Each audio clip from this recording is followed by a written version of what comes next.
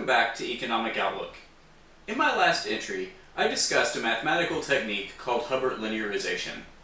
This technique is useful for modeling oil depletion using only annual oil production data.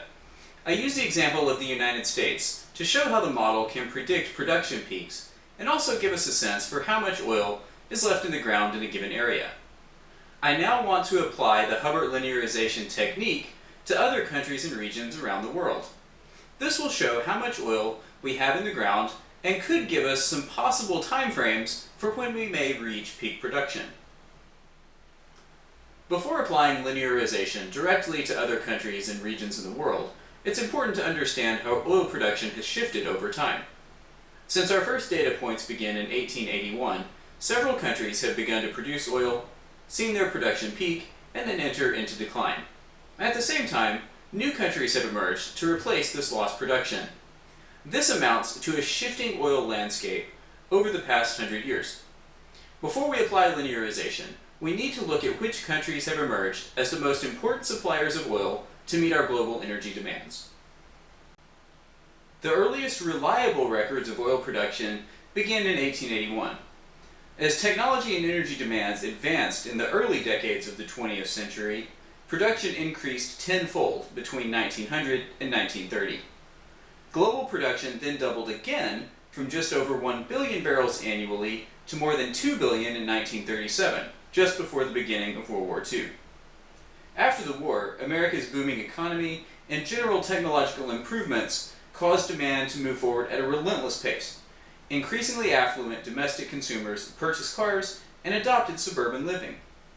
Abroad, recovery efforts in Japan, Germany, and Europe as a whole required massive petroleum inflows. Economic growth in Western Europe and massive industrialization in the Soviet Union also contributed to the rapid rise in demand for oil. Production increased from over 5 billion barrels annually to more than 20 billion barrels annually in 1972, just before the oil embargo. The 1973 oil embargo was OPEC's response to the United States' involvement in the Yom Kippur War. Although the strategy demonstrated the potential consequences of a severe oil shortage, non-OPEC production gradually helped lower prices. This chart shows the growth in total oil supplies by both OPEC and non-OPEC nations.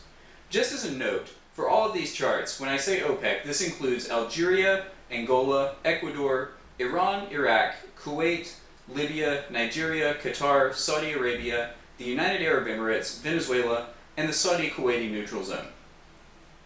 When the embargo began, OPEC nations as defined above were producing 11.32 billion barrels of oil annually. The rest of the world was producing only 9.01 billion barrels. In 1979, production was almost equal, 11.3 billion barrels annually for OPEC versus 11.59 for the rest of the world. After 1980, the rest of the world permanently surpassed OPEC for total annual production. As the chart shows, OPEC production fell after the embargo and rebounded to 1979 levels of production only in the late 1990s. As we saw in my last series, United States production peaked in 1970 and then began to decline.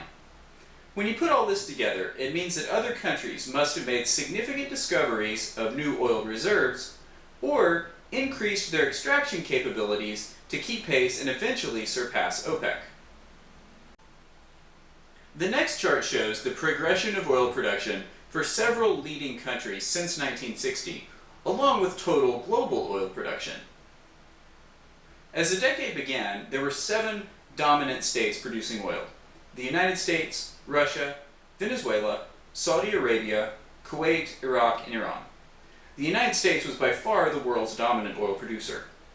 Demand and production advanced rapidly from 1960 until the oil embargo in 1973. Global oil supplies almost tripled from 7.6 billion barrels annually in 1960 to 20.34 billion barrels in 1973. In my next entry, we'll examine these major producers in more detail, as well as look at the relative importance of oil producers from the 1960s up through today. Thanks for watching, and I'll see you next time.